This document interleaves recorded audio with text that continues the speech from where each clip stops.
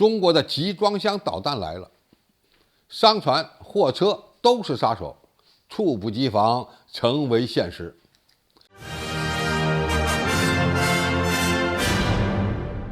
观众朋友，大家好，我是福田少。在美国发展分布式杀伤链的今天，如何将导弹武器发射平台分散部署，是提升其生存率的关键。特别是在海上作战时，军舰的数量相对有限，而现在的反舰导弹，特别是高超音速导弹的突防能力呢，又过于强大。如何来破解这个难题？其实有多个方法。其一是增加军舰的数量，包括无人化作战舰艇的数量。美国和中国都在走这么一条道路。第二，就要增加可能部署导弹的平台数量，把范围扩大到商船或者是其他民用船只，就是我们今天所要说的一个话题。在本届珠海航展上，中国的军工企业不出意外地展示了一种藏在集装箱内的国产变形金刚——一体化对面打击武器系统发射平台。该系统集成了导弹发射的所有环节，它装有4枚大型导弹。这些导弹可以是打击舰艇的，也可以是打击地面目标的武器，属于全方位的进攻性武器之一。从外观上看，这种导弹武器只要扣起来，它就根本不像是个武器系统，而像是一个标准化的大型集装箱。它能够装在普通的货运平板车上机动，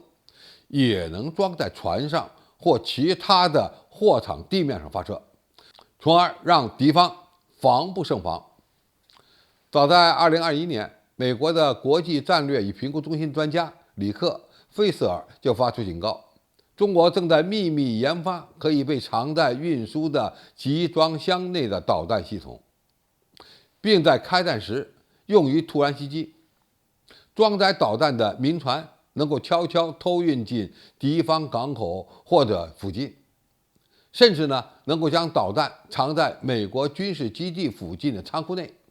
如果中国将集装箱导弹配上电磁脉冲弹头，甚至能够将美军的导弹基地、潜艇基地或者是反导基地给瘫痪了。当然，这只是美国人的一种畅想，而就目前的情况而言，集装箱导弹还仅限于中国的出口使用，帮助客户增加其导弹的生存概率，而不是用于中国军队自身的攻势作战。但是，谁又能否认这种集装箱式的导弹，中国军队不会大量配备呢？美国在指责中国的同时，其实他们也已经有了自己的集装箱巡航导弹方案。美军的主战舰艇现在面临着严重的老化情况，美军计划呢将包括反舰导弹、巡航导弹和防空导弹在内的武器都集成到集装箱内部，并由商船拉着在世界各大洋上溜达。一旦发生冲突之时，这些武器就可以像军舰一样快速地执行作战任务。由于这种集装箱式导弹发射系统的伪装性非常强，而各国军队呢也不可能第一时间去攻击民用船只，这也等于为各国的海军或者是其他部队提升其水面作战单元的生存能力奠定了一个良好的基础。过去美国指责中国会列装集装箱导弹，而现在呢，他们又在积极的开发类似的武器系统，这充分证明了集装箱导弹的吸引力还是非常强的。当然，集装箱导弹用于防御作战是一回事儿，而将它们通过商船运送到对方港口或者港口附近进行攻势作战又是一回事儿。但是未来各个国家都有可能面临着这样的诱惑因此在本届珠海航展上，中国所展出的这种集装箱式导弹武器系统就有可能会卖往世界各国。这对于追求继续维持海上霸权的美国来说，威胁会非常大，因为美国再想盯着对方的军舰已经不管用了。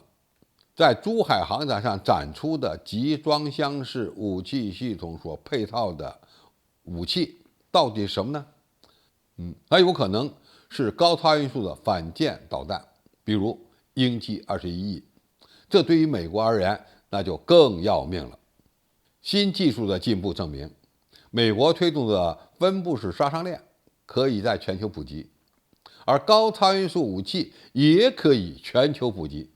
反正中国以后有义务帮助世界实现多极化的发展。